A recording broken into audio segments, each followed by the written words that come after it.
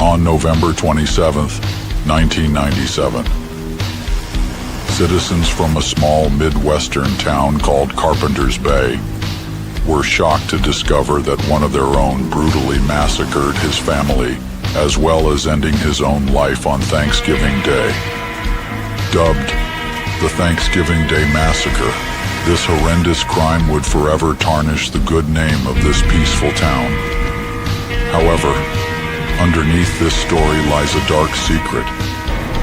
A secret involving a government cover-up to hide the real story of what happened that fateful day. As the old saying goes, truth is stranger than fiction. Asset 13, The Last Thanksgiving, written by Julius Freeman, art by Greg Warrenchak, available on Global Comics. Evil has a new holiday.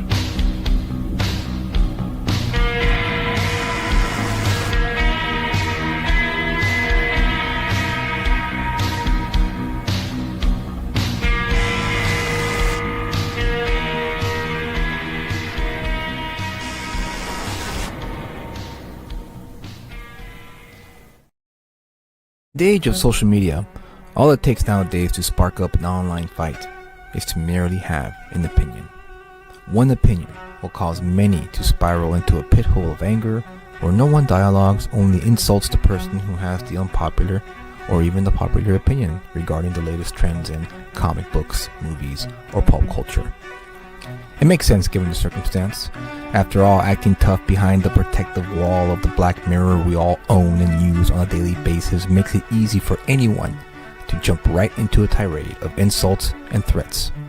Again, just for having an opinion that they may disagree with. I decided to go against that notion. I've decided to start a video series where we discuss the hot topic issues within the comic book industry and pop culture and provide you with another perspective. One of logic, reason, with just plain old dialogue between two people who have different opinions.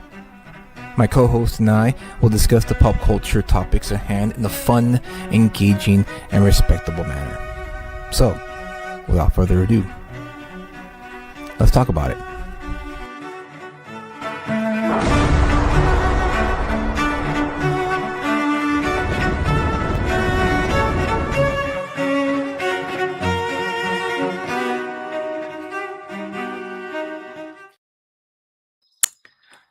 Hey. Well, hey, it's good to be back. Man, it's been a while. It's been 5 months or 6 months, actually. I think we had our hiatus back in December. Whatever the case, welcome back, guys. It's good to be back. As you can see, I'm missing my co-host, Kyle. He, let's just say that the AI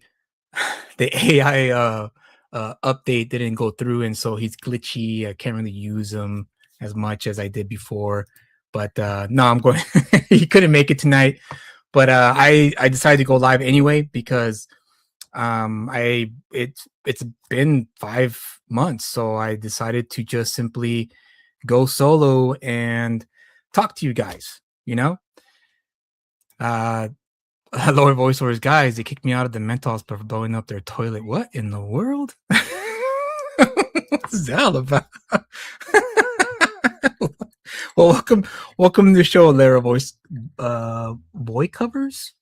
Oh, you're probably new to the show. Well, welcome. I'm enjoying my whiskeys Friday night, so whiskey straight with ice. My favorite. Justin, you know what, Justin, you should have finally created your own show called Let's Chat About It. I think that would have been kind of cool to have a show like that. I would watch it. It'd be a cool show, but here I am. So bear with me. This is the first time I'm going solo on the show. Usually I have Kyle here with me, and it's easy to go back and forth. But like I said, I wanted to come solo because I have to get used to it. It's part of the gig now, which is part of the reason why I came back on, because I wanted to update you guys about the future. My future as an indie comic book creator and the company that I'm trying to get off the ground, Elusive Comic. But before I go into that, I wanted to discuss with you guys as to why I had the hiatus, as to why I decided to step away. Because to be honest with you, the campaign, the Ghetto Dragon campaign that I launched back in November, or I can't remember if it was October or November, I can't remember, didn't go well. It was definitely a reality check for me, because it showed me that the landscape had once again shifted, and um, it's safe to say, I know maybe a lot of people will disagree with this, but the gravy train, I guess you could say, of crowdfunding, or at least guaranteed successful crowdfunding campaigns is gone. And the reason for that is there's a lot of factors at play. And remember, this is my opinion. Okay, this is not something that's the truth or what. This is what based off my observation and what I've seen in the landscape, and that is that a lot of people have been burned, and so a lot of people are not backing a lot of campaigns unless you are an established creator who always fulfills and always stays, fulfills on time, and rightfully so. The second thing is, I didn't do my due diligence as a creator to promote and market the campaign. And the reason for that is because I didn't book myself to a lot of shows, a lot of podcasts. I didn't really get active on social media like I should have. And X had dried up. A lot of people left X and went off to Blue Sky. They're now more focused on Instagram. They're not really on X as much as they were a few years ago. And I discovered there's a whole crowd of readers on TikTok, and it's pretty great to watch. It's pretty great to see.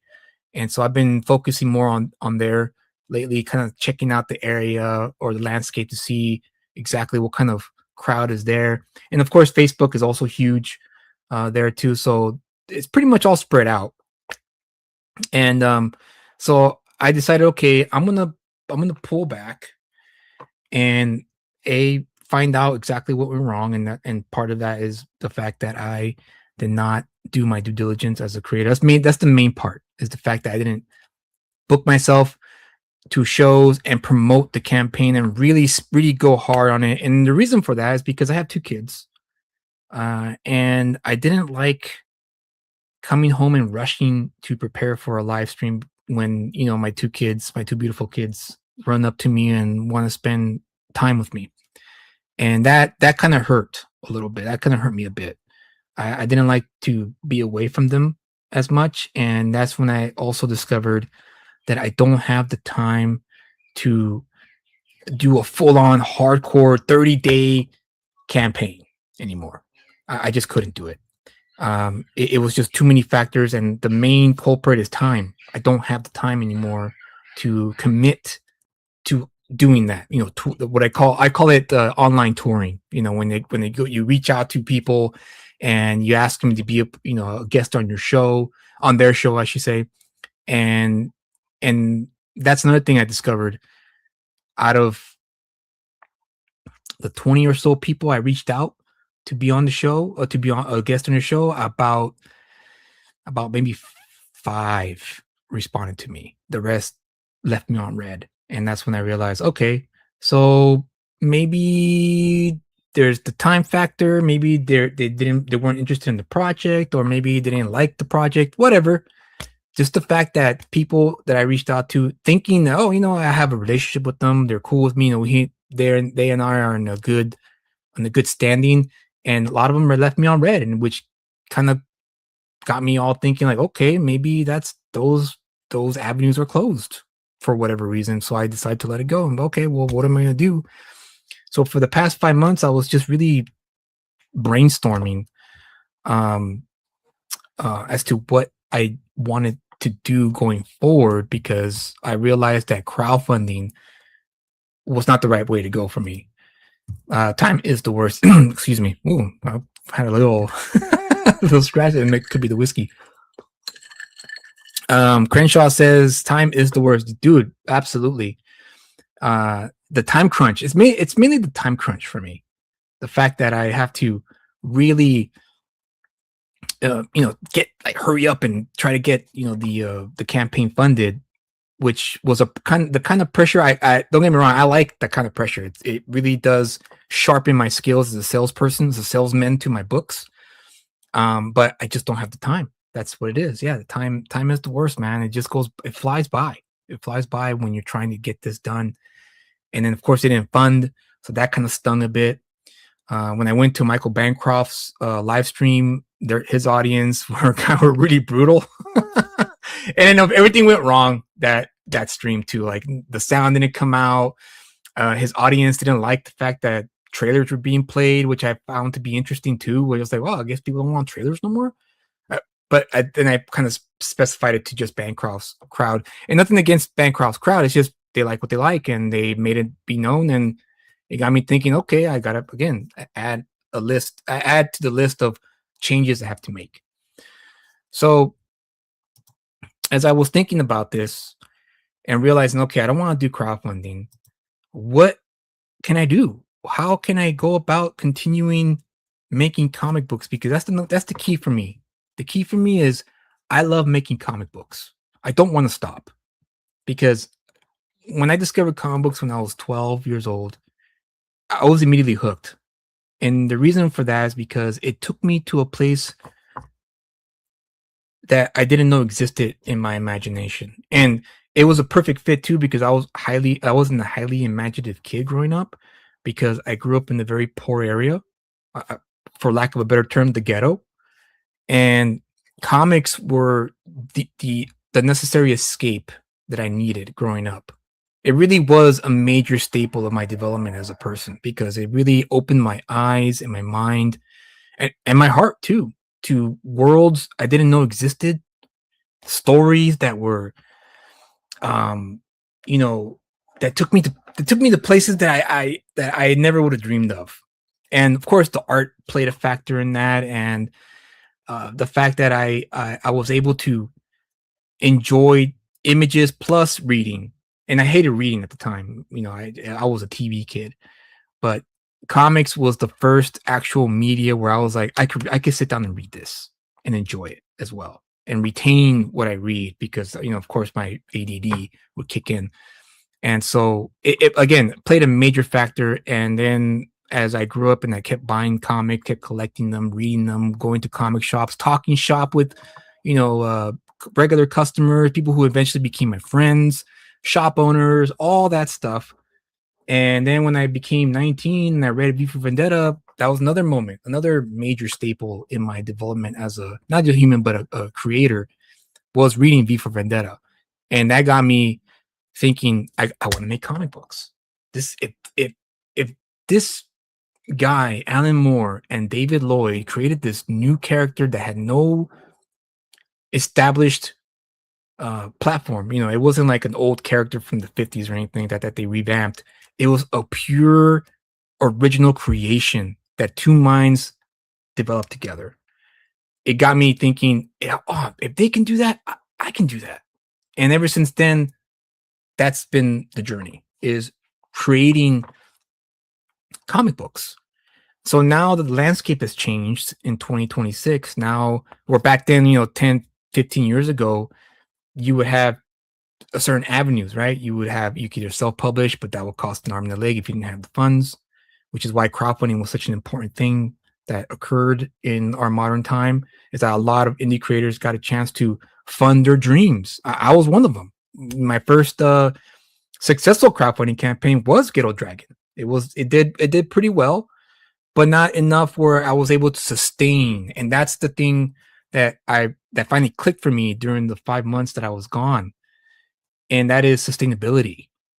Because what I got to start to think was, how can the indie sphere compete with the mainstream?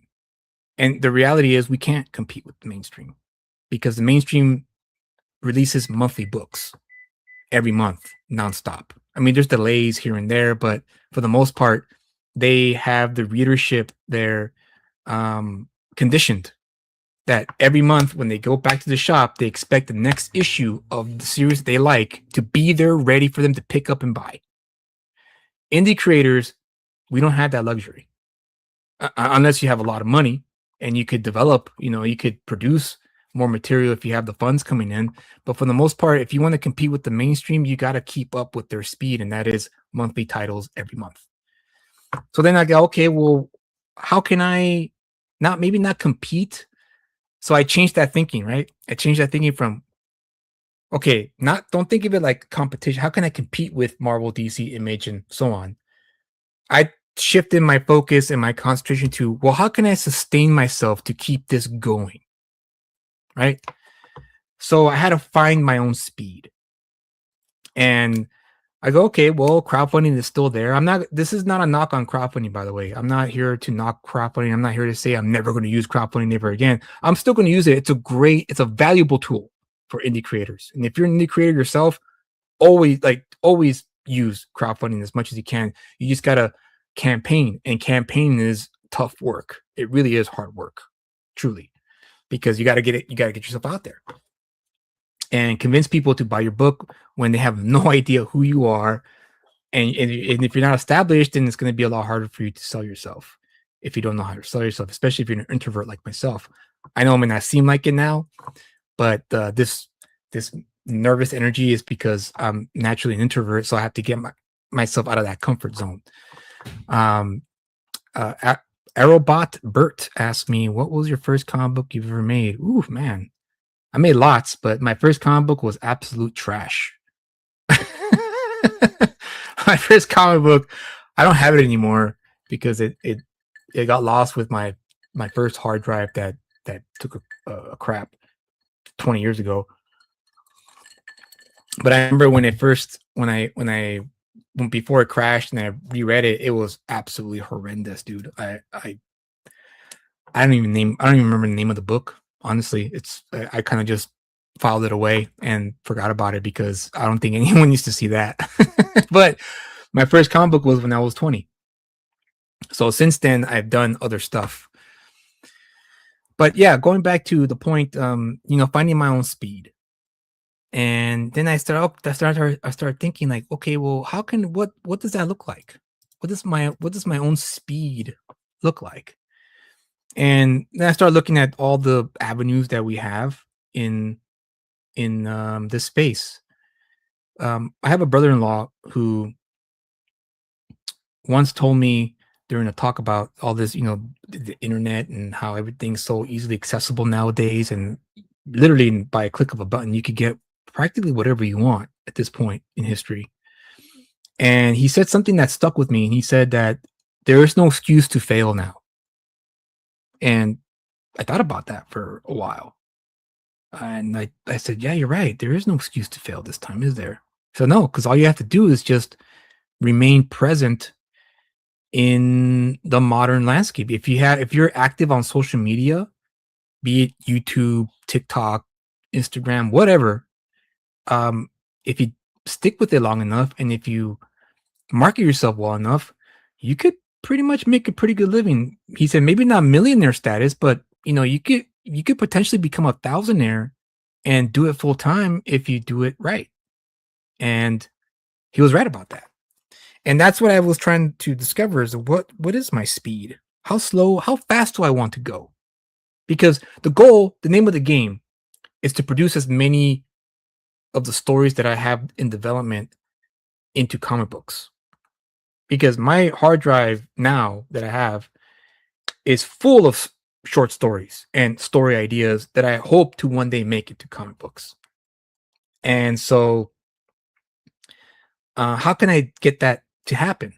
Without waiting for permission, without, trying to go through Image or Dark Horse or any other independent publishing house. How can I, Julius Freeman, a Lucid Comic, get to you, colleagues, readers, people who are looking for various comic books, that maybe go outside the superhero genre? How can I get that stuff to you? How can I prove myself to you that I'm worthy of your time and money? I hate to say it that way, but that's the truth. I'm still selling books at the end of the day. Not only selling books, but selling myself on top of that. Hey, Unhinged, how you doing, dude? Good to see you. I'm glad you joined the show. And so, as I was thinking, I was like, well, I have Substack. I've had Substack for a while now, but haven't been too active on it because, for the most part, Substack is another great tool for writers because, I love to write. Not only do I like to write comic books and produce them, but I also love to write. Sit down and just type away, ideas and thoughts and what have you. And Substack was the perfect platform for me because I'm not really a big fan of live streaming, but I understand the necessity of it, which is why I'm going to do it more often now, which is something I'll discuss a little later.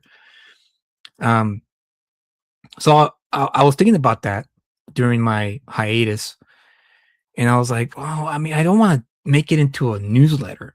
I think we have enough of those."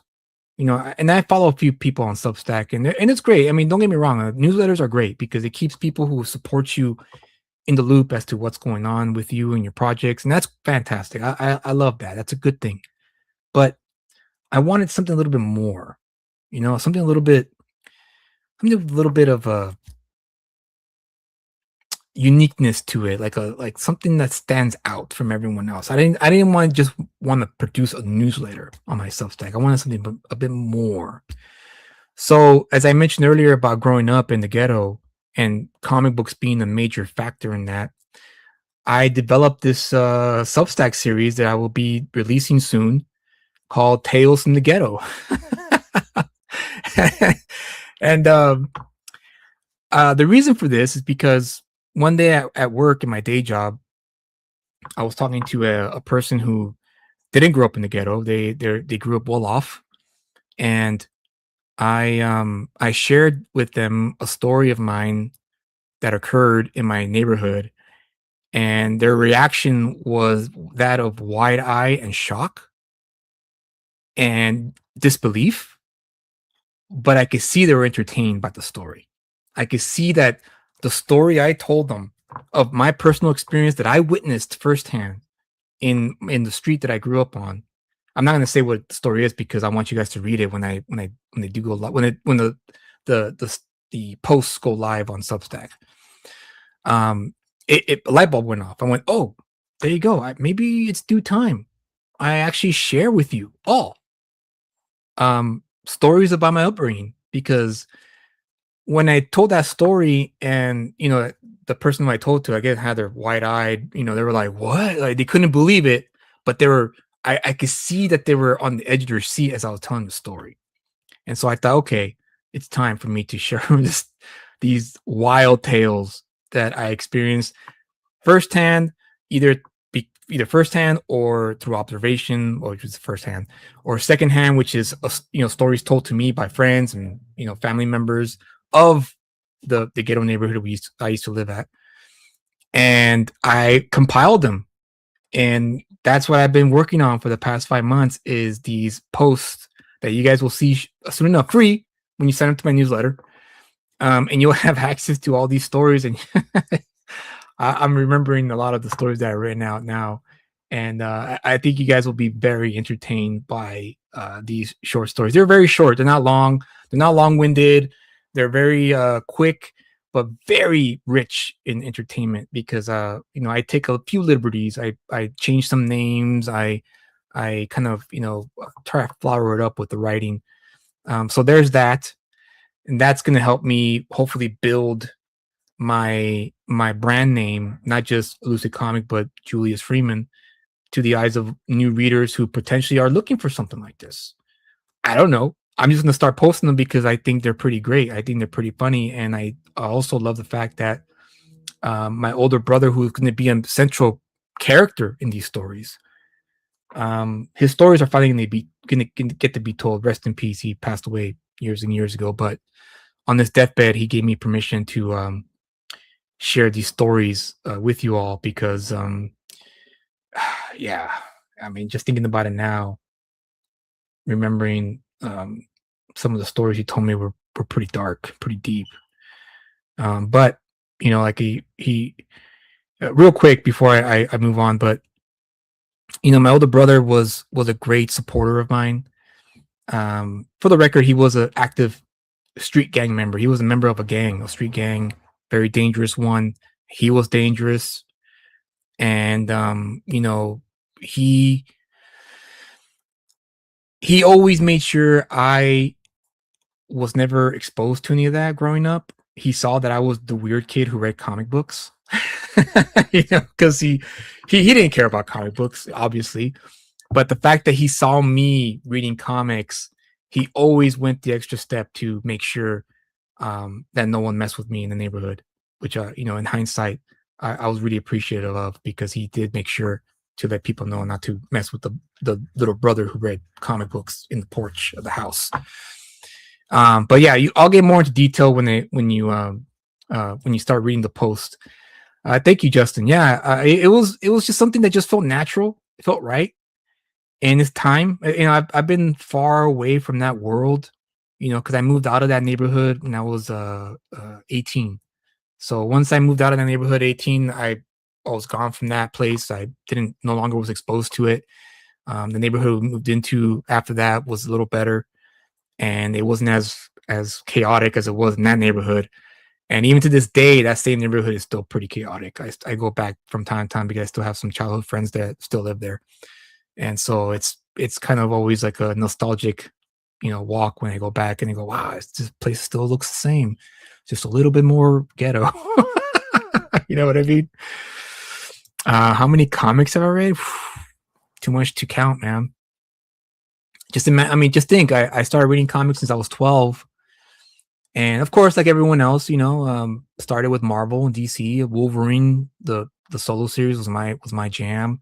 Spider-Man, Superman, Batman, and Punisher. Those were my books. Those were my foundational books, and those are the books I used to buy every month. Didn't care who wrote it, didn't care who drew it. I just bought those books because I liked the characters. And of course, when I got older, then I started paying more attention to who wrote them, who drew them, and et cetera, et cetera. Make them into TikToks. Yeah, dude. I thought about that. I'm definitely going to adapt a lot of them to videos, maybe to TikToks too. But I don't know. I'm still figuring out how I'm going to do that. But for now, it's going to be Substack because I want to grow my Substack. I want people to discover me on Substack that don't read comic books, and that's the goal. The goal is to get readers who normally don't read comic books to get them to read comic books, especially mine, because that's the whole point, right? And so, not only will I be providing that series, Tales from the Ghetto, I'm still gonna, have obviously newsletter posts about, the latest things that I'm working on, what have you. And on top of that, once a month, I'm going to release a chapter of my novel. It's a novel that I've been working on for 10 years.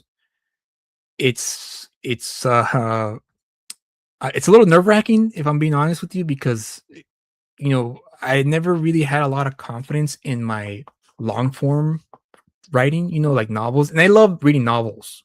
It's something that I don't talk about often because I don't have time to read novels anymore. But there's a good portion from my 20s up until maybe my mid 30s when I just read novels. And I love reading novels. I want to always write a novel as well. And so I'm not really fast at writing. I'm not really a big wordsmith either, because I spent most of my time developing my comic book script writing craft. So that's what I focus more on. So writing a novel took a little longer, and I'm finally confident enough to share it with you guys. So once a month, you'll receive. I'll be posting a chapter from my novel called The Secret Door.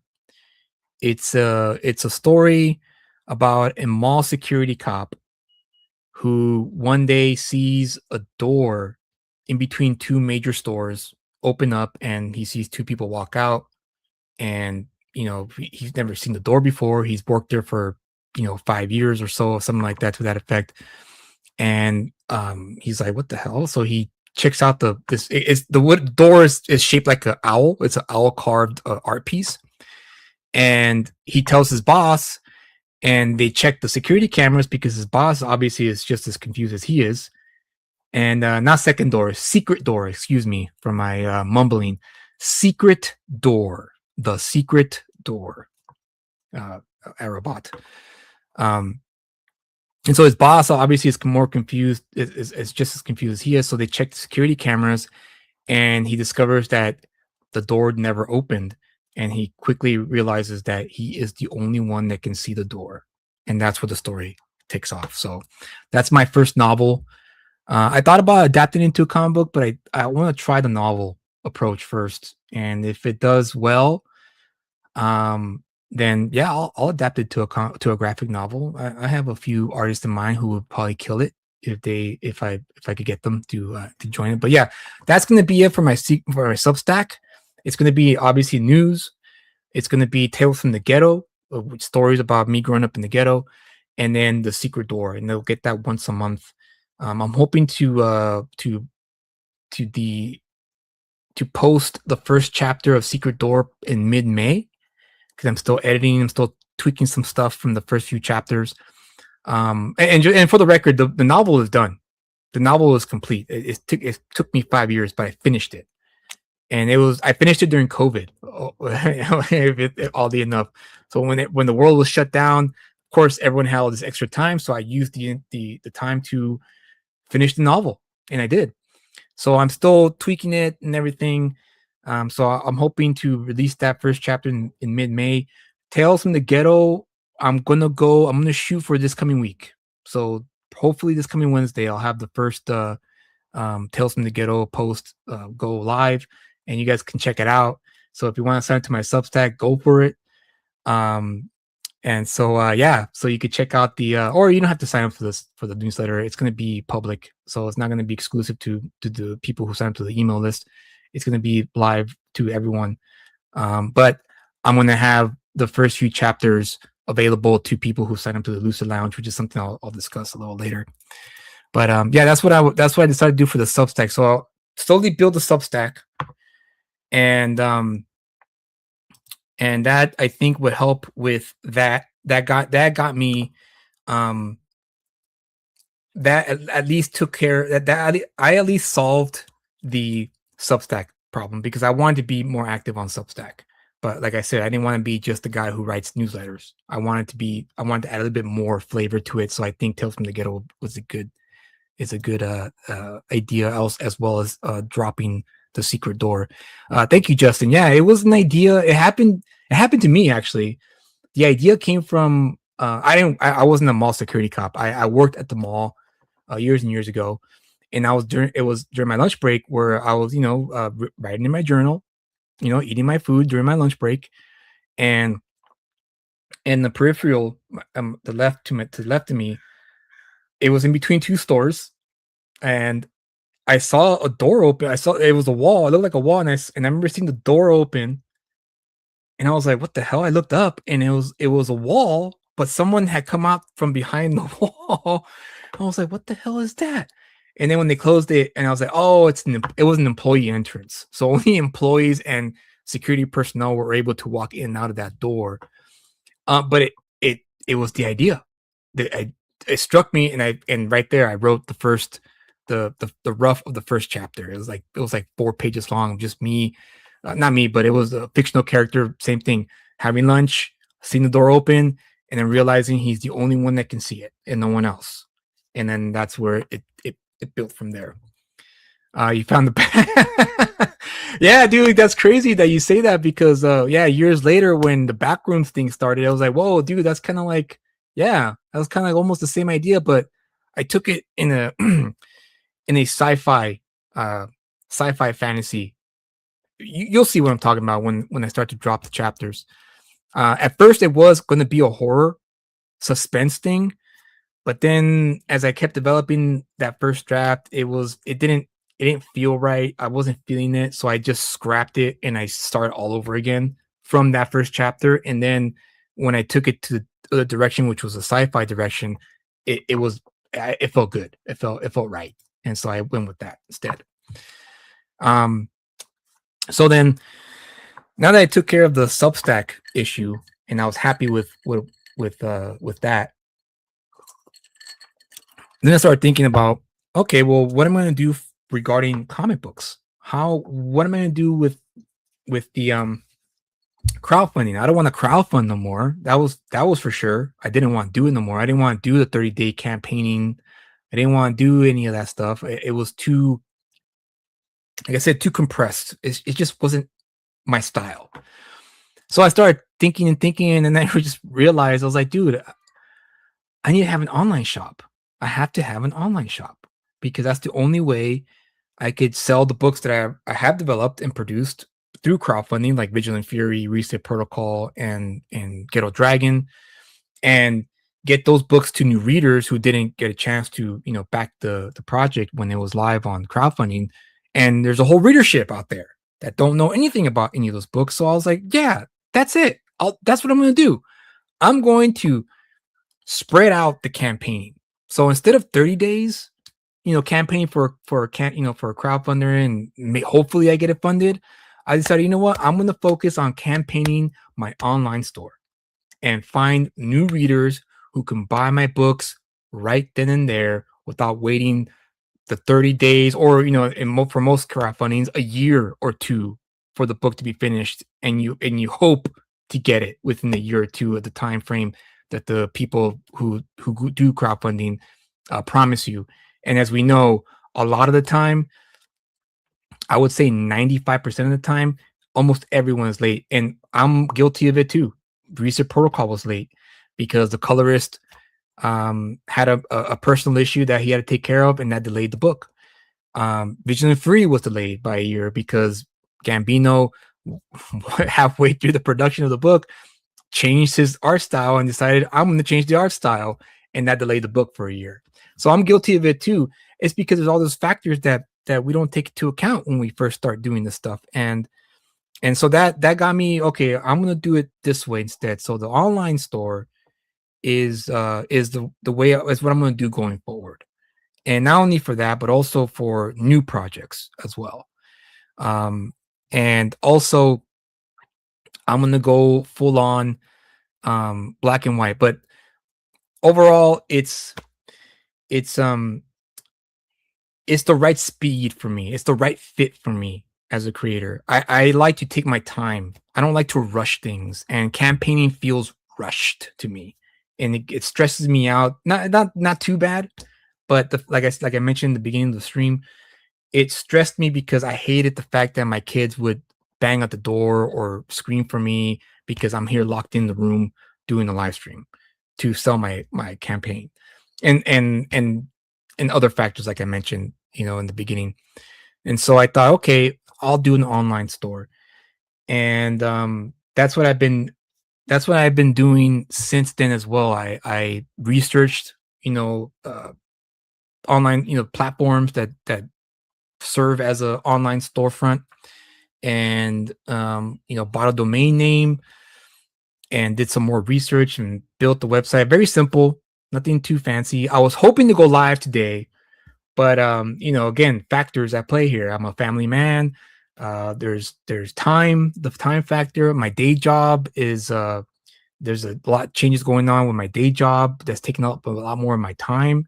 So I ran out of time today. I was hoping to launch it and do the whole big old shebang, but it looks like it might happen tomorrow when I'm on Crenshaw's show. So you might want to check out that show tomorrow with Crenshaw. But I want to show you guys what I'm working on. Like I said, not live. So I'm going to show you the preview mode of what the website's going to look like, and explain to you what it is that I'm offering. Crowdfunding isn't what it used to be. Yeah. It's not. It's not, because, like I said, there's a lot of factors at play that a lot of new creators don't take into account. And also on top of that, a lot of backers have been burned. And when you get burned on something, you don't go back. I surely don't. When I get burned on something, I just move on. I just go, okay, well, I lost my money there. I guess I'll just go on and don't worry about it. It was only $30 anyway, but whatever. Good luck to that person. I'm moving on. I'm not going to back that person anymore. And I know there's a lot of people like that. So I'm still going to use crowdfunding. Like I said, I'm not going to stop using it. I'm just going to be a lot more smarter with it. See if hopefully it works out well. But for now, this is what's going on here now. So here it is. This is the Lucid Comic Shop. And like I said, it's a very simple website. And Yeah, Crenshaw, a lot of few guys are building their own sites, and it's the way to go, honestly, because like I said earlier in the stream, consistency and is a key to maintaining your career as a comic book creator, and that is that um every indie, I guess, supporter likes to have new books. I surely do. And I was talking to my co-host Kyle. If he were here, he would verify it. But the next time he's here, he'll verify it. He's told me numerous times how much he backs these indie books and he likes them, but then he has to wait 2 years for the next one or a year for the next one.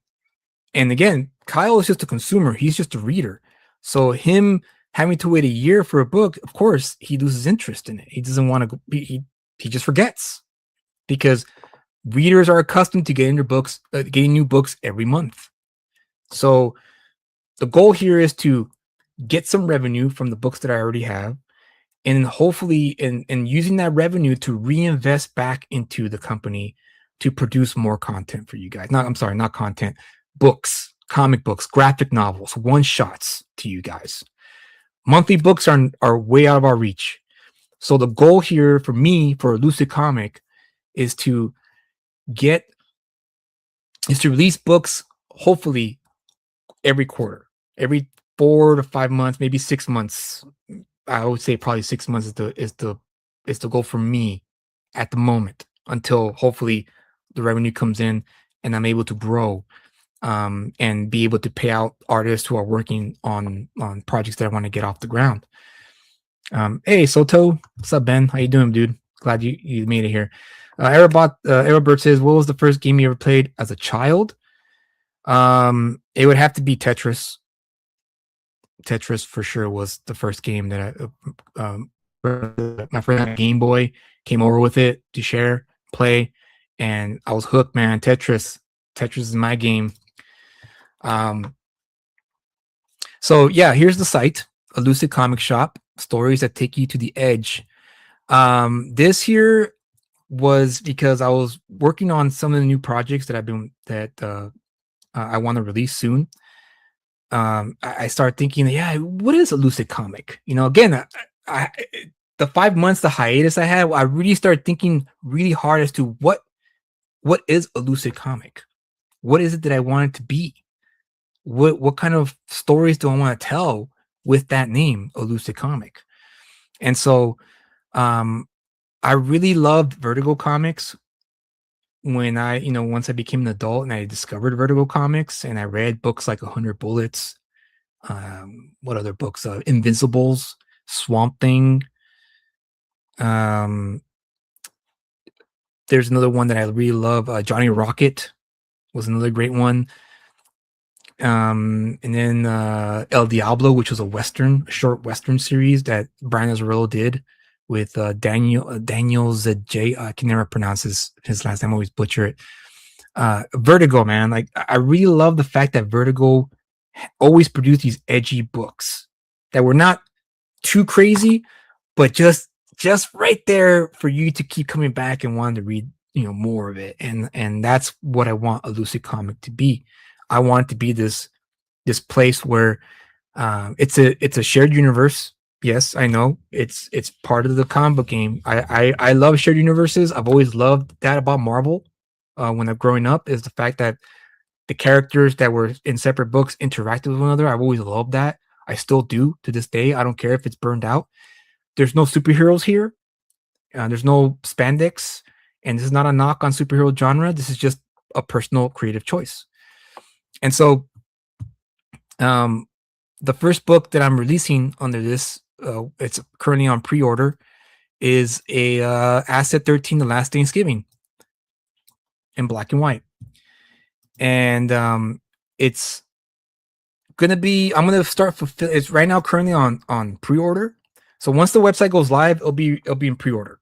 So you can order your copy, pre-order it, and the book will go out at the end of May, guaranteed. And I say that with confidence, with the utmost confidence. At the end of May, the books start going out to the people who pre-order the books, and they will go out until supplies last. And it's going to be a small print run. It's not going to be a large print run. It's going to be a small one. So once I run out of the inventory, this version of The Last Thanksgiving with the 14-page preview for Samuel Zion, so this right here, it's going to go away. So there's going to be no preview once supplies and the inventory is gone and everything's fulfilled. It's going to revert back to a staple bound floppy issue. And if I already have the sample here, so let me just blow up here real quick so I could show you guys this beauty. So there's the binding with the name, cover. The print came out great. The art is by Greg Warrenchak, and it's all in black and white. All in black and white. And then there's a little fake little newspaper that's part of the story. And then there's some essay that I wrote. And then there's the preview for Samuel Zion right there. And the artist is also Greg Warrenchak. So yeah, there it is. It's ready to go. That's another reason why there was a hiatus, was because I was working with a bunch of printers. The book was done. Again, I thought about, should I crowdfund it? There's Fund My Comic. There's Kickstarter. Do I want to fund this black and white comic book? And after much thinking, after much thought, I went, no, I don't want to crowdfund this, because the book is done. Like, why do I want to crowdfund? Why do I want to crowdfund for 30 days and then fulfill the next month after that? Why not fulfill within the 30 days? Because I have to, build up the inventory. I have to get the books, but it's ready to go. I have it right here, ready to go for you guys to consume. And this story, the Last Thanksgiving, is going to be black and white, and it's a love letter to all the 80s slasher horror movies and characters. So, if you were a fan of Friday the 13th, Halloween, Texas Chainsaw Massacre, this book is right up your alley. This story is not something that I created. I didn't develop this. It was Chris Hicks. He came up with this idea. He was looking for a writer to help him develop it, and he hired me to develop it. And he and I worked really well together, because we both discovered that we were huge fanboys of John Carpenter. I love John Carpenter films. Like he's like one of my favorite. I think he's thankfully now he's getting his flowers, but back in, when I went to college and I, studied film for a few years, a lot of people didn't like John Carpenter. A lot of my film buddies didn't like John Carpenter. They're all pompous little punks who liked, Stanley Kubrick and David Lean and all that stuff. Again, those are great directors too, but for me, I was like, dude, John Carpenter, man, he's my guy.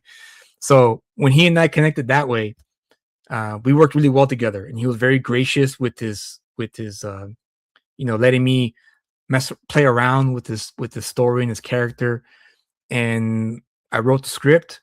He loved it, and he was going to go off and try to find funding, because he wanted to make that into a movie. He wanted to make it into an indie horror movie.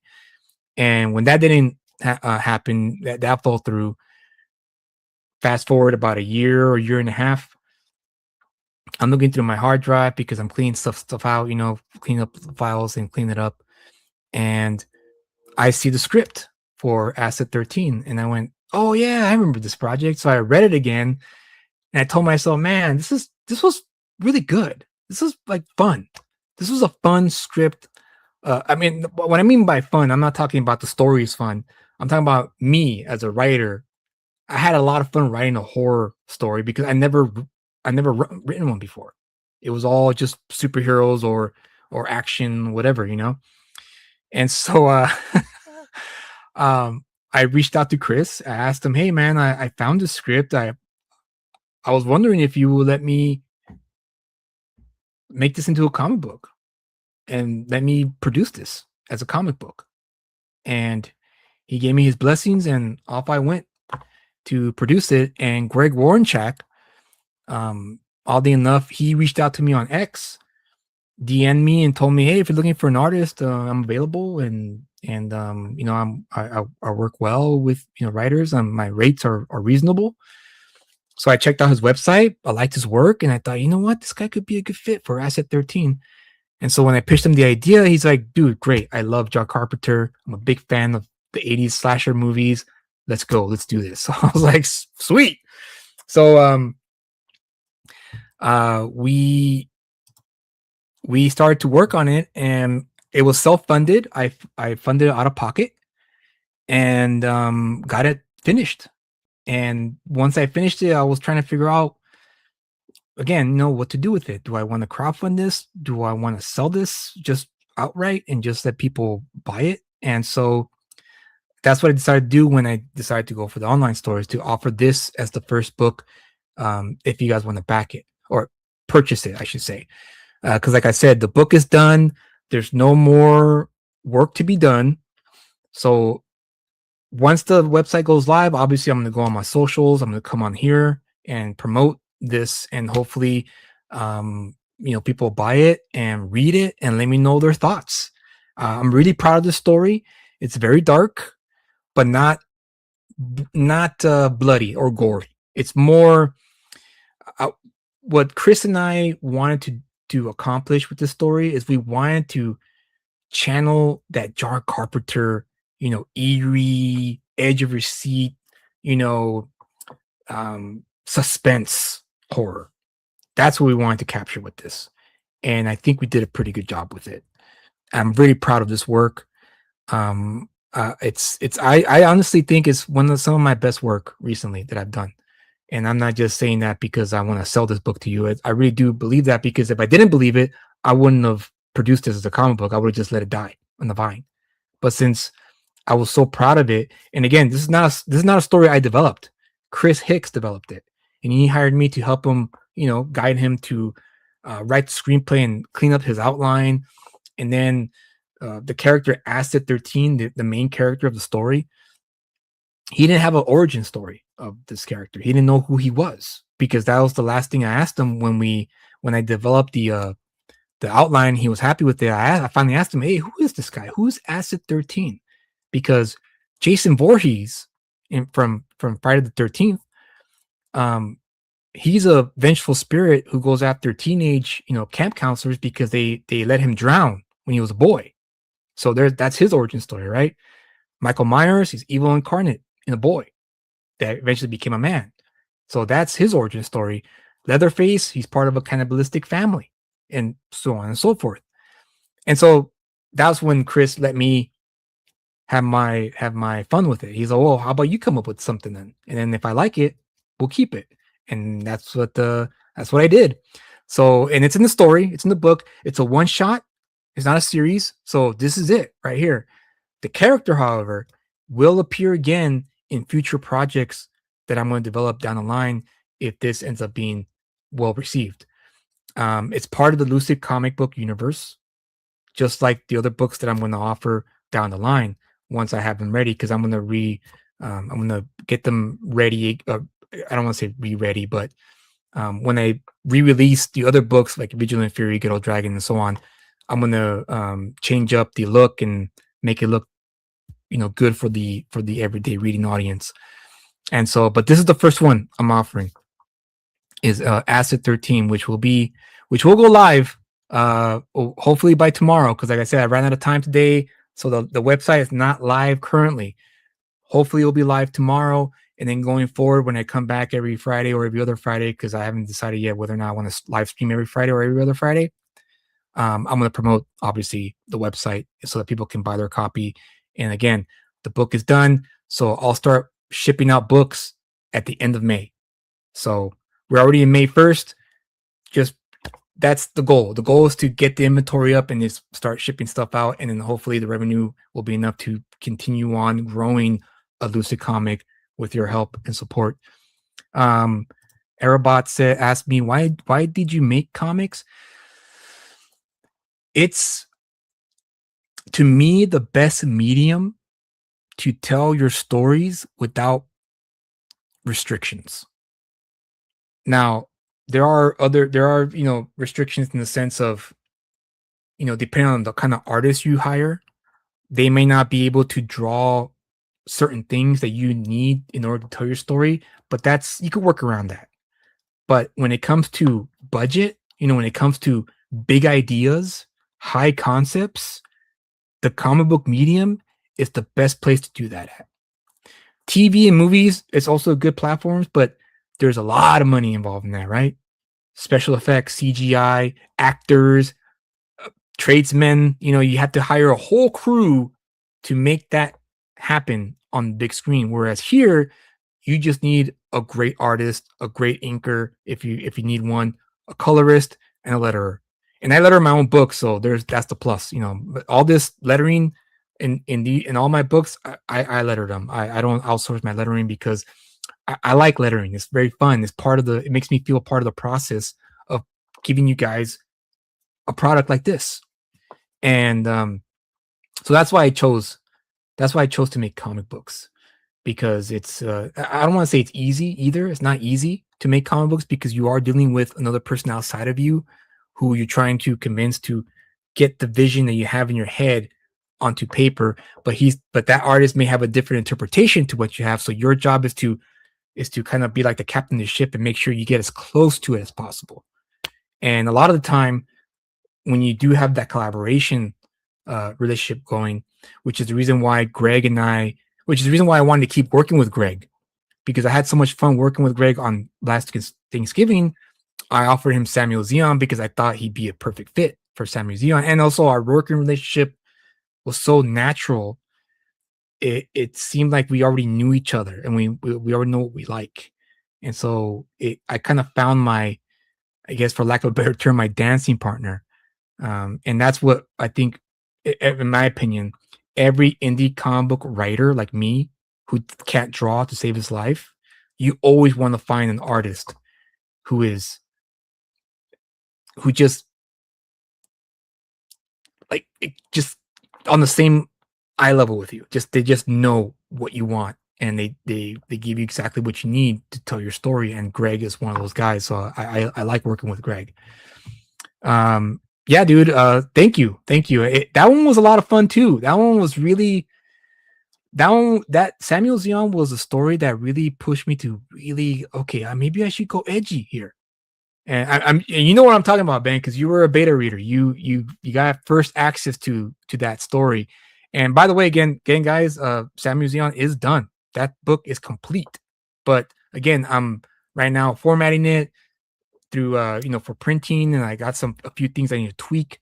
But it's done. The first book is done, and now it's just a matter of again getting ready so I could release it in an online store and people can get their copies right away. But yeah, that one was that one was fun, dude. I really liked the character, and I do hope that readers do as well, because I do want to create that character and make a series with that character. And again, that's another thing that I want to do with Elusive Comic going forward, is do one shots. Even if the book doesn't do well, for instance, let's just say I do Samuel Zion and I put it out there and it doesn't do well, at least you'll have a complete story. That's the beauty about it, is that about my approach going forward is that if I give you one story, then I did my job. And if you want more, great, then keep supporting and I'll make more. That's going to be the goal going forward for Elusive Comic, and what I want to do for everyone out there. So that's going to be the first one that's going to go out. And then down here, of course, it's about us. Like I said, I kept it very simple. I didn't want to go too crazy. And then upcoming releases, I have these 3 books that I'm going to release later this year. Reset Protocol, if you didn't back it, now you're going to have a chance to own a copy of it. But again, I'm changing some stuff that in terms of like printing and the look and the cover and everything. And then Vigilant Fury, it's going to have a new cover. This cover here, and let me just show you guys here because it'll be I can zoom in. This cover here was done by Robert Geronimo. Excuse me. And what a cover. What a cover. This is the sample. Okay, this is the first one before we changed it to this rated knife. But This was the first uh I guess version, the draft that he gave me, but I loved it. I was like, this is perfect. So this is going to be the new cover that I'm going to release Vigilant Fury with. Obviously, like I said, the knife is different, but because I couldn't find the other file to show you guys. But this is the cover name. You know, the title will be up here, and I know a lot of backers for the original campaign got a manga sized Vigilant Fury book. This version will be the regular American sized comic book version. And also the crowdfunding book version of Vigilant Fury had 100 pages. It had 20 pages of extra material. This version from the online store, it's going to have 80 pages and that's it. It's 80 pages of the story and that's the end of it. No extra pages. So I'm really excited to release this to new readers because I especially if you guys back this, you guys know the story. But for those who don't know the story, now that the Epstein files have gone out and a lot more people know about human trafficking, this book is right up like that. This was like kind of ahead, because that's what I wanted to not expose, but really make a comment on when I wrote this story is pretty much put a spotlight on how these poor victims get trafficked. And this is kind of part of that. The idea was what happens when one person who is caught in that unfortunate situation of being trafficked decides to fight back. That's it. That was the premise, the idea that spawned Vigilant Fury. So yeah, it's going to be, I'm excited for the new cover to unleash it. I'm going to start promoting it more and more as the time goes on. There you go. And so, again, I'll keep you guys posted about when I will release this, but it will be this year. These books will be released this year. And then, of course, Samuel Zeon right there. Real quick, I'll read the thing here. Cursed to walk the earth until he collects all the evil entities he accidentally released thousands of years ago, Samuel Zeon, PI, has finally mastered mastered Solomon's key. When the evil entities discover this fact, they unleash their armies of warlocks, mystics, and soldiers to stop Zeon from capturing them by any means necessary. So, essentially, Samuel Zeon is the seed of the idea was basically what happens to a guy who's immortal but doesn't want to be immortal anymore. He just wants to rest in peace. He wants to die. He wants it to be over with. He's tired of living on Earth, but he can't die. He can't die until he collects the entities he accidentally released thousands of years ago. So this story starts out with him finally, after thousands and thousands of years walking the earth, suffering, trying to figure out all sorts of ways to cheat the curse. It doesn't work. So he finally decides, fine, I'll just freaking collect demons then. And that's the idea. Ben mentioned that it was a fun read. It was fun to write. I'm really looking forward to writing this character. Obviously, there's a lot of influence from Doctor Strange there. Hellblazer, John Constantine, going back to Vertigo. I loved Hellblazer, the series. It was one of my favorites. But he's not a chain smoking, Brit. He's just a guy who's just like, he has all this power to take, to trap these evil entities he released, but doesn't care about saving the world, doesn't care about helping people out. He just wants to die. That's it. That's his goal. That's it. And that's pretty much the premise of Samuel Zeon. I didn't have Ghetto Dragon here because that's going to be later in the year. So once I'm trying to figure out my speed. So once I get this store going, this website will be updated, and eventually you'll see the Ghetto Dragon listed there. And I have a lot of plans for Ghetto Dragon as well. And these are going to be what I call foundational books. All these books, they seem separate, they look separate, but in reality, they all share the same world. So Vigilant Fury, Research Protocol, Samuel Zeon, Asset 13, it's all within the same space. And eventually these characters will, down the line, if, God willing, if it all works out, will eventually converge. No major crossovers, just just something subtle. That's my thinking. So that's what I'm thinking when it comes to building the foundation of these books. But let's see. And yeah, here's my Substack link here. It's not, like I said, it's not live yet.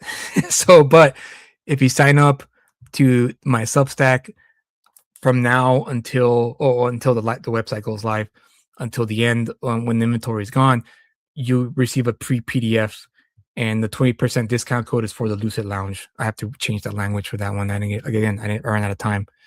And then after that, it's pretty much my socials down here, and then you can follow me on any of the social media platforms here, and that's it. This is the I know a lot of you guys saw my tweet about I'm trying something new. Hopefully it works out.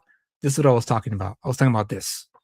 Something new, something that I'm more comfortable with, I'm most comfortable with, because now I can just simply book myself on shows, and I could book myself in September, October, May, June, July, whatever, for the rest of the year.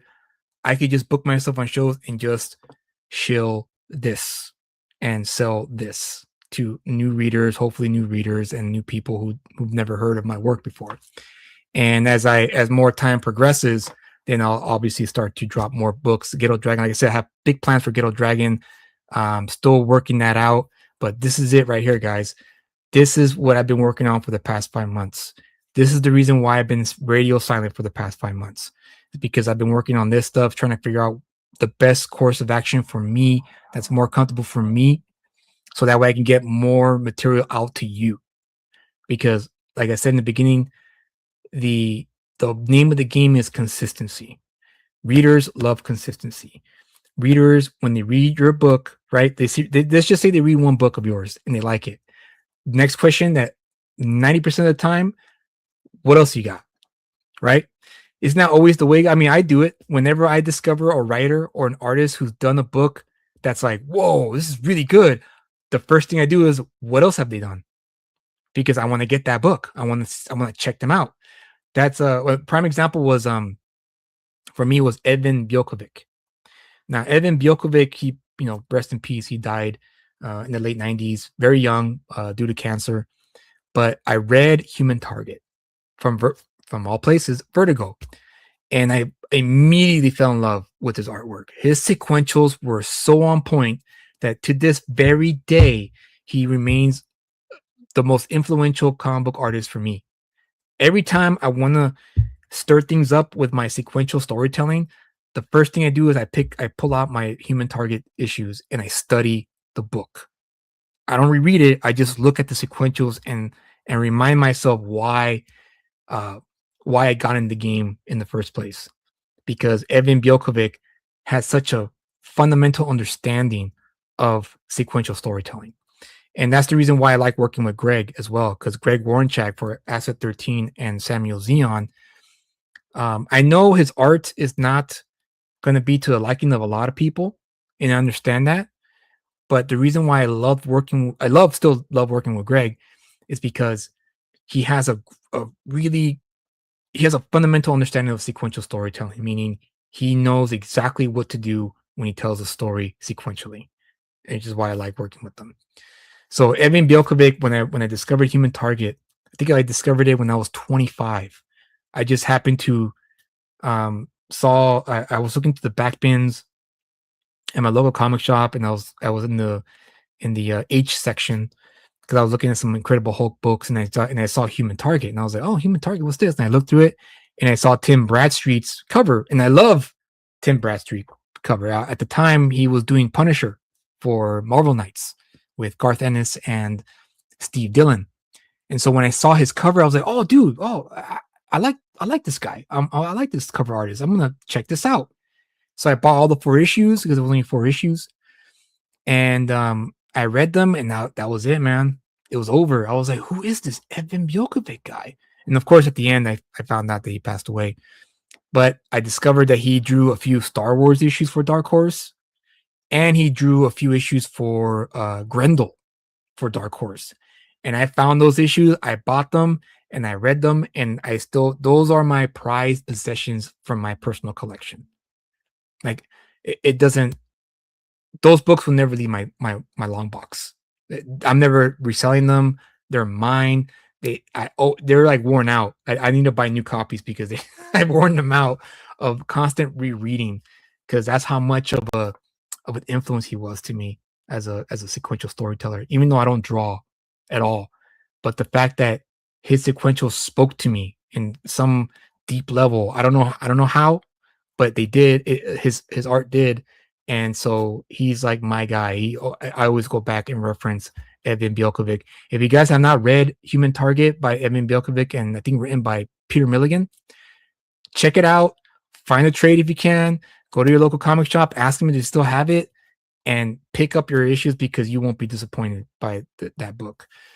But saying that, yeah, this is it, guys.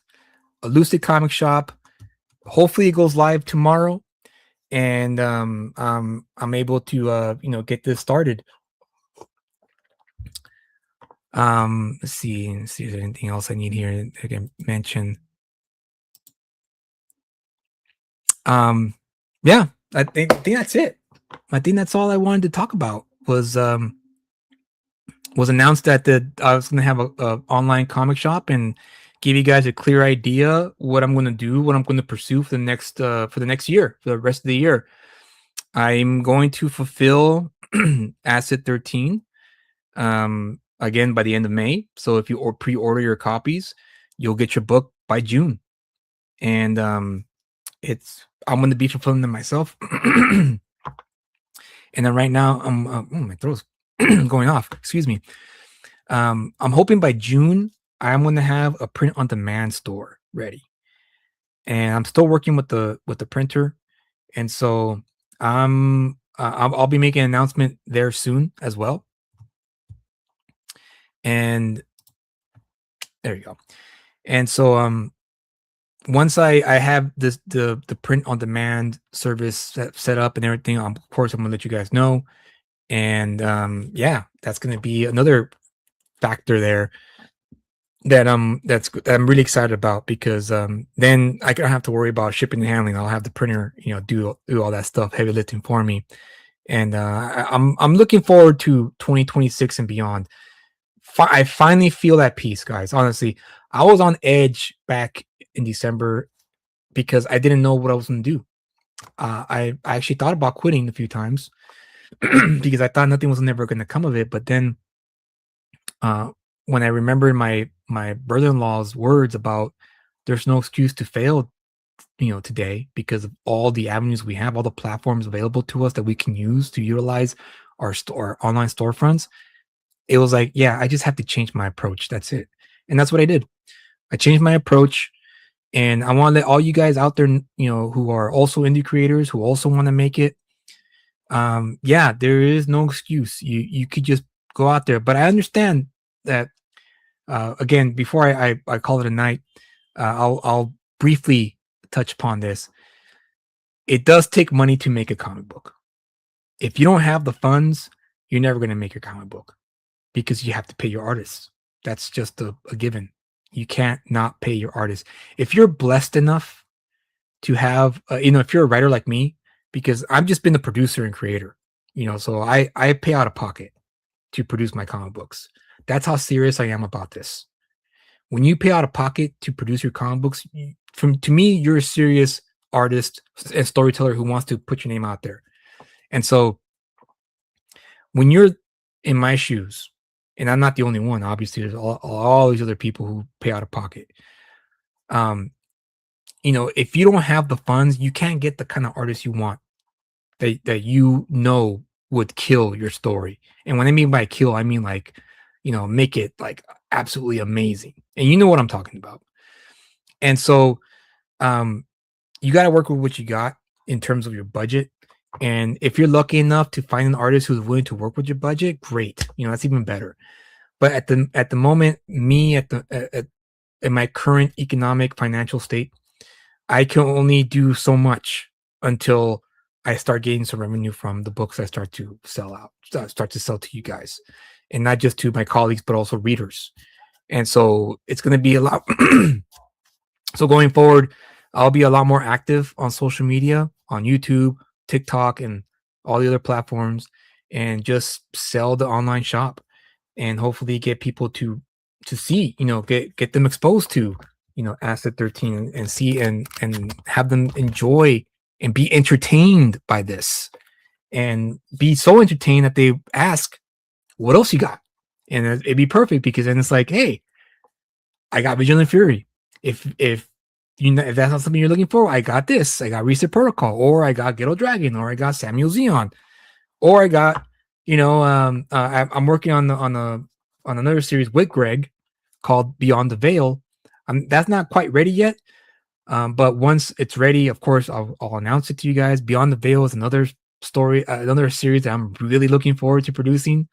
It's right up my alley. It's my love letter to Rod Serling and Twilight Zone. But again, with a bit more edge. And so once I get that ready, I'll let you guys know. Justin said, "Did I miss, or did you talk about Let's Talk About It with and Kyle?" Yeah, I jokingly said that Kyle's AI program didn't update correctly, so he's glitching, so I couldn't use him tonight. Shout out to Neff. Hopefully you're doing well, buddy. For the joke, the running joke. But no, Kyle couldn't make it tonight. He had other things to do, so I just decided to go solo. And I have to get used to this, because it might happen more and more. It's just the name of the game, So that's what I have to look forward to. Happy you're back, man. Yeah, thanks, dude. I appreciate that. Like I said, I didn't want to come back on until I had this ready. And even though I didn't have it ready today like I wanted to, I'm really close. So that was, for me, it was enough to just share with you guys that I haven't just been sitting on my ass doing nothing for the past 5 months. I actually been working, behind the scenes, just like trying to get everything ready, And I didn't want to go out until I had everything ready. And now that I do, the printing process was a nightmare, guys. Let me tell you, I had to go through 3 printers, because the print samples they gave me was not up to snuff until I got to the printer that I was finally happy with, because the other samples were not very good, and I needed it to be as close to perfection as possible, because I'm selling the book at the end of the day, after all, right? So quality does matter to me, and that's why it kept delaying. It kept delaying and delaying. I was hoping for January to do this, or February, but since the printer was not up to snuff, I had to research more, and so it took time. That's why I didn't really say anything much. I didn't really mention anything, because I wanted to wait until I finally got it. Keep at it. You too, Tome, and it's good to see you, Dionysius. Yeah, I hope you're also keeping at it, man. Like I want to see more of Tome of Reckoning, man. I really do. It was really great. Don't stay away too long. Stick around too, man. Your stuff is good too. Yeah, I knew Kyle was there. Yeah. And it changes oil. Ooh, I'm gonna tell him. Oh, it's good to be back, guys. I like hanging out with you guys. I'm still on the fence as to whether or not I'm going to do this weekly or bi-weekly, again, because of time. Like I said, I like spending time with my kids on Friday nights. So I will let you guys know. I have some ideas now, finally, for what I'm going to do for my YouTube channel. So I decided that I'm going to make a video series, hopefully down the line, where I break down stories, which is stories that influence me, as a writer. And of course, I mentioned Human Target. So I'll probably have a video series where I actually have a complete breakdown of why the book worked so well for me. Not just Human Target, but like Swamp Thing, like the American Gothic saga that Alan Moore did during his run on Swamp Thing, V for Vendetta, so on and so forth. That's an idea. And of course, is it worth the pickup? It's still going to be a thing. But Kyle and I probably are going to make videos of that instead, or we're still toying with the idea of making Let's Talk About It just is the word to pick up. Not even Let's Talk About It. Let's Talk About It will probably be behind the Substack paywall, which I'll probably end up doing solo. But again, I'm still working things out to also be I guess half content creator and I shouldn't say half. I should say 30% content creator, 70% comic book creator, because the reality of our modern world is that I have to do this. I have to be on here and talk about my works with you guys, not just with you guys, but also potentially new viewers like Aerobot here. You know, it's his first time here. Welcome to the show. It's his first time here. He's already a big fan. Great. Fantastic. Hopefully you sub to the channel. If you do, thank you, sir. I appreciate that. Because it's I want to I just want to make comic books. Really. I want to tell stories. I want to tell my stories finally and really prove to all of you guys that that I can write stories. And I can. It's just that the part that stumps me, the part that kind of, you know, gets me to stumble a bit is this, because I'm not accustomed to being in front of the camera and talking. Now I'm fine. Now I'm like cool. I'm laid back. But in the beginning of the show, dude, I was like a nervous wreck because I didn't have my co-host here with me to bounce off of. I had to do this all alone. So now I'm more comfortable. But see, I have to keep doing this in order to you know, sell my books and sell myself. Tom says work's on me burnt out, but it's good to see you, man. Yeah, man. Yeah, dude, I feel you, man. Work for me too is getting to me a bit, but in a good way, because I got a promotion, so it's a bit more responsibility. But hey, again, I got 2 kids to feed, so I gotta do what I gotta do. And that's why this approach is going to work out so much better for me, because then I can spread it out. It's not a compressed 30 days. It's a spread out, comfortable. I could breathe easy. I could book shows months in advance, and I won't have any problem with, you know, trying to reach a stretch goal for a campaign. And again, I'm going to do crowdfunding campaigns still.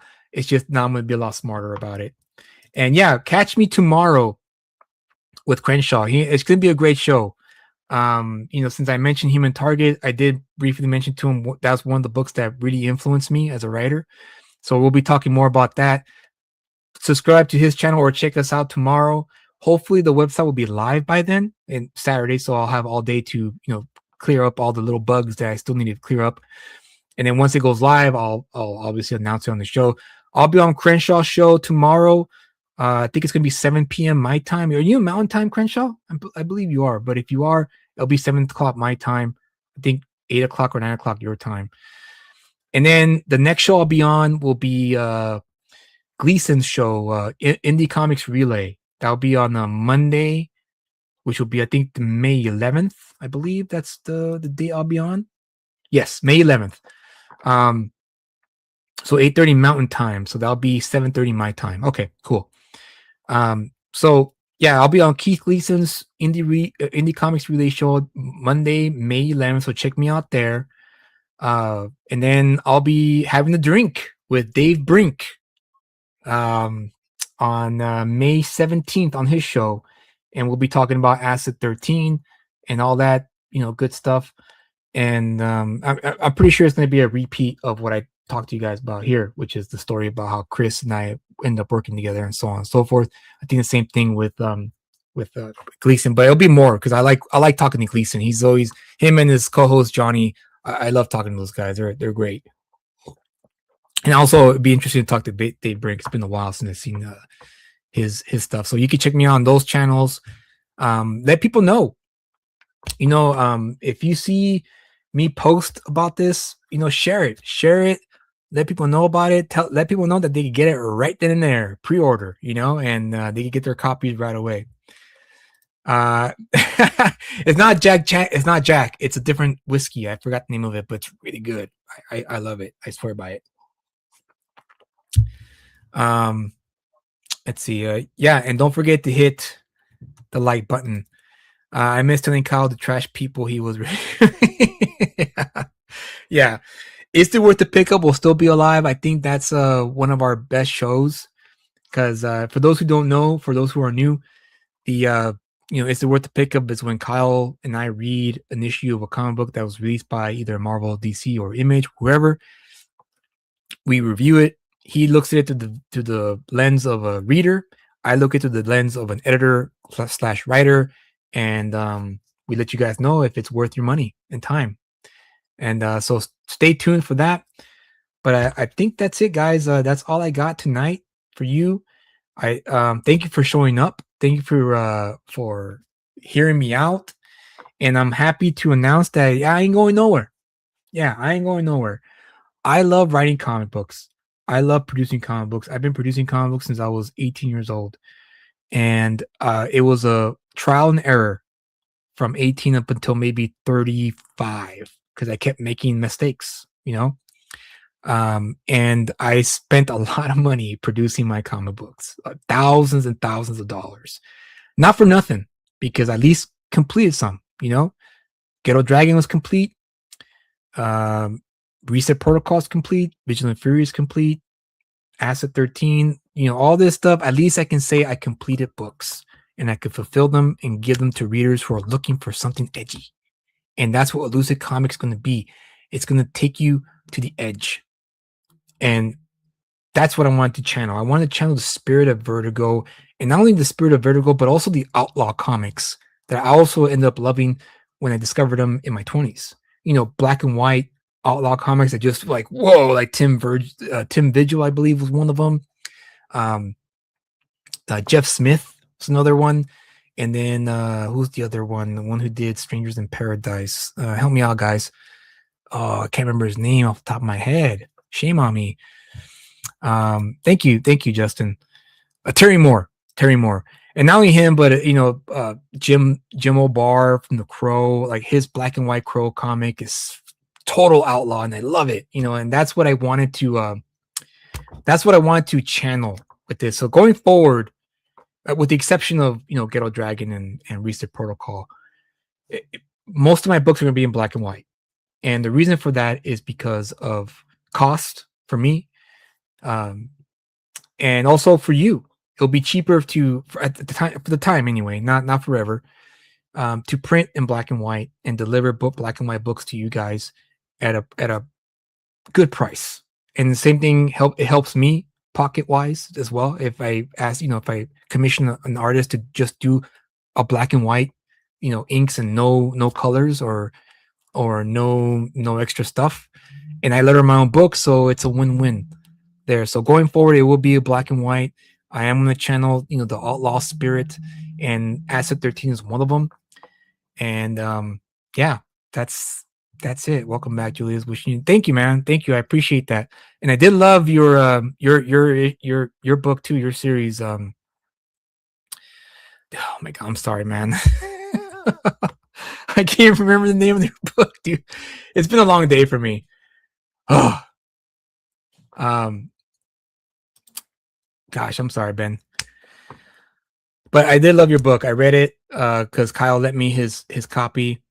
And I really loved it. There's a few things hopefully we could talk about the Cephas. Thank you. Thank you. We're gonna have to have you come on for Is It Worth the Pickup, because I do have some notes, not bad ones, just some editorial things that I would have suggested to you if I was your editor. But not, like I said, nothing bad. I still enjoyed it. It was a fantastic book, and I can't wait to see what you have in store for that series. It's going to be really great. I'm really excited about it. So yeah, guys, that's it. That's all there is for the show. And thank you again for coming on. We'll see you on the next one, and I hope you guys have a great weekend, and I'm happy to be back. So take care, guys. Peace. On November 27th, 1997, citizens from a small Midwestern town called Carpenter's Bay were shocked to discover that one of their own brutally massacred his family, as well as ending his own life on Thanksgiving Day. Dubbed the Thanksgiving Day Massacre. This horrendous crime would forever tarnish the good name of this peaceful town. However, underneath this story lies a dark secret. A secret involving a government cover-up to hide the real story of what happened that fateful day. As the old saying goes, truth is stranger than fiction. Asset 13, The Last Thanksgiving, written by Julius Freeman, art by Greg Warrenchak, available on Global Comics. Evil has a new holiday.